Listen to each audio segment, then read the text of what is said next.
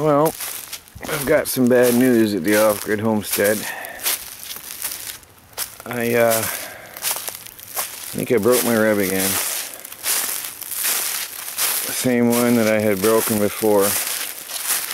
It was just finally getting to where I had no pain and no discomfort.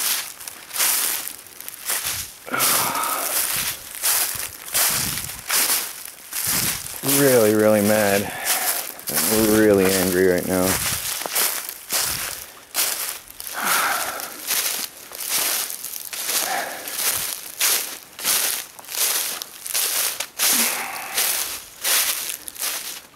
Oh, living alone is dangerous out here in the forest like this. Things happen and there's nothing you can do about it. Nobody to hear you yell, nobody to help. This is not even a steep hill. I was driving up the hill and I lost traction. And it's not even a steep hill, and I was trying to be careful. I analyzed it and I said, yeah, this is no problem. And I lost traction. And then I was trying to get into the lower gear, and then the brakes failed on me, absolutely failed on me. And the thing, it started up the hill up here a ways and started accelerating rapidly down the hill. And so I decided to try to steer it, to try to slow it down by getting it going sideways a little, and that's when it flipped. And it threw me. My ankle got caught underneath the thing. I ripped all the skin off my ankle, off the top of my ankle.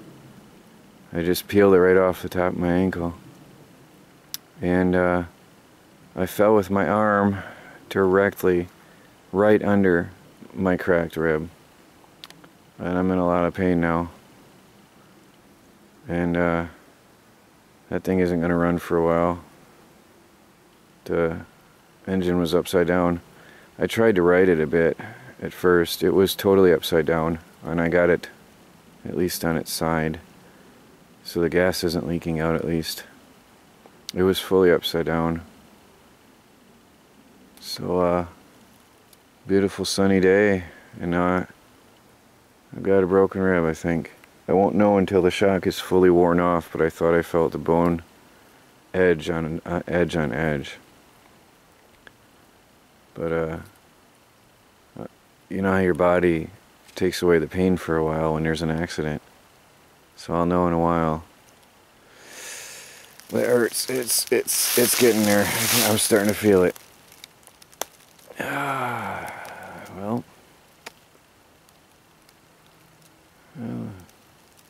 things happen. Life out in the woods, I guess. Things happen.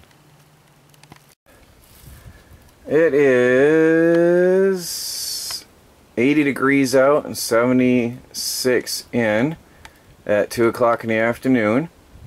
I just got home. A friend of mine helped me flip over the garden tractor upright, and then I took him to get groceries. I took him for a ride because he doesn't have transportation.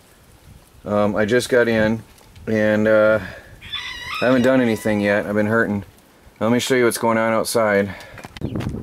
Little babies are out here. All babies are outside. And they're getting used to me. Actually, the bigger ones have been used to me. The little tiny ones are getting comfortable with me more and more. The ducks don't like the chicks. And little girl showed up. She's been a free spirit. She is not happy at all. She is a free spirit. I thought she was gone. She's been missing for 2 days. She's been out in the woods living in the blueberry shrubs. I thought she was a goner. But there she is. So I captured her and put her in here. And later, after lunch, I'm going to go put the other bantams in here as well. And then I'll worry about moving this over on wheels and stuff later. So I figure they'll be alright. The ducks I'm going to give away because I cannot keep them in the house. They stink. They're so cute, but they stink. and I found somebody that'll take them. Somebody that raises chickens and ducks. But I cannot keep them. Plus, when I realized they'll go through together, they'll go through a gallon of water a day in summer. Living off the grid out here, I just can't afford it. Water-wise, I can't afford the water. So, but they stink up the house. They have to be cleaned 2 times a day. And they're getting bigger. They're going to get even bigger. They're growing so fast. So, it's sad, but I just can't. I can't do it here in an off-grid environment. So, they're going to go. And again, like I said, they do not like the chickens. They're mean to the chickens. Actually, see how the chickens are... Well, the chickens love me, it seems. Oh, they proved me wrong and run away from me. Little guys. The bigger chicks are used to me now. Come on, guys, don't prove me wrong while I'm recording. Make a fool of me. Anyway, the bigger chicks are getting used to me. The tiny, tiny little ones are so cute. Yeah, and they're fast. Gotcha. I gotcha. Yeah, smile, you're on camera. You're gonna be famous. Huh? You're gonna be a famous little bird. You're so cute. Huh? You're so cute. I love them when they're small.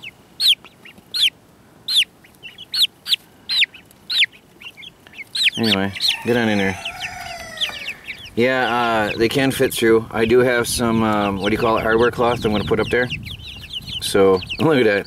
Coming and going. Nah.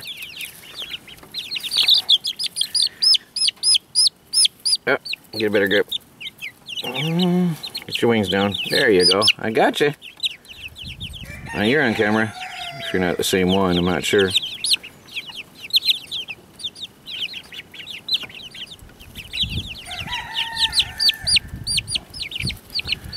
So I'm going to be fixing that up with hardware cloth. And anyway, I'm going to go have lunch. I'm in a lot of pain. I'm doing better now than I was earlier because just came through it. I'm feeling some pains everywhere. My arm is sore, my ankle is sore, my rib is really, really, really sore. But whatever, it could have been worse. So I guess I'm lucky there. Well, lunchtime. I'll see you guys in a bit. I want to show you something interesting here. Let me see if I can hold the camera as I do this. I'm pulling in 340 watts in absorption mode. Now I'm going to turn on the power inverter and watch that. Oh, try to do this. Watch that go up. There goes the power inverter turned on. Watch the power.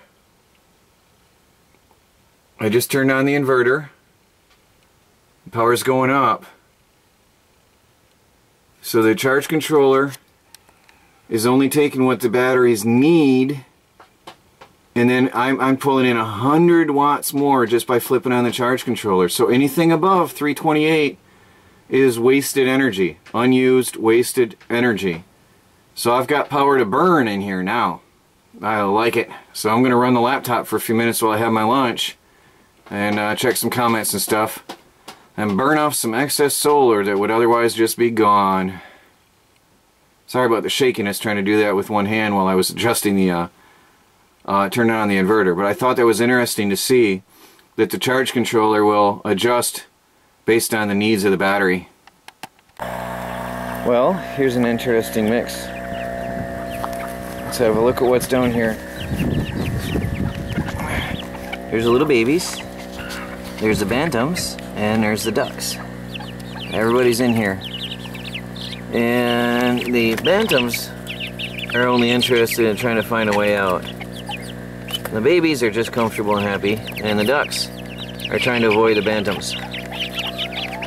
The ducks were pecking at the little tiny babies, but they got used to it because they are less interested in pecking the babies than they are in avoiding the bantams. But there it is. The bantams are in their home for now.